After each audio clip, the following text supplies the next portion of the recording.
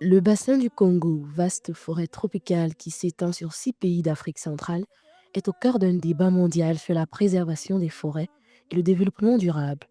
Avec près de 300 millions d'hectares, il constitue le deuxième plus grand massif forestier tropical de la planète après l'Amazonie et abrite une biodiversité exceptionnelle ainsi que des services écologiques vitaux pour l'humanité.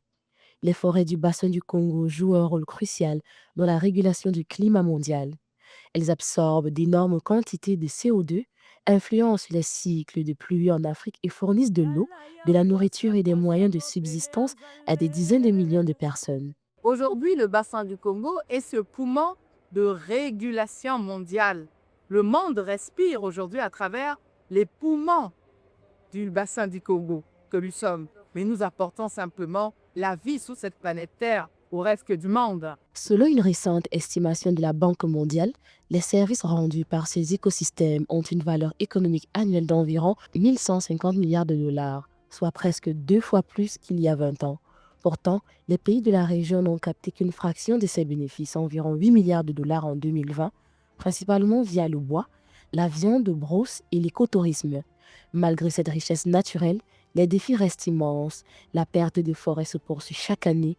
En 2024, près de 780 000 hectares de forêts primaires ont été détruits, l'équivalent de 4 fois la superficie de Douala.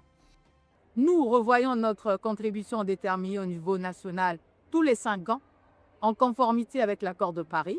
Elle est révisée, on revoit nos ambitions à la hausse, mais pourtant nous ne sommes pas des émetteurs. Mais aujourd'hui, nous sommes assez structurés. Nous avons un fonds fiduciaire, le fonds bleu, pour le bassin du Congo. Une coalition de pays européens a annoncé un plan de 2,5 milliards de dollars pour aider à financer des projets de gestion durable et lutter contre la déforestation. Plus récemment, les 6 pays du bassin ont adopté des feuilles de route stratégiques pour accéder au marché du carbone, visant à transformer leurs forêts en moteur de croissance verte, d'emploi et de résilience contre le changement climatique.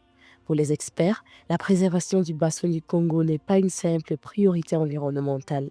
C'est un impératif économique, climatique et social. Elle requiert des investissements durables, des politiques fortes et un soutien continu de la communauté internationale si l'on veut protéger l'un des derniers poumons verts de la planète.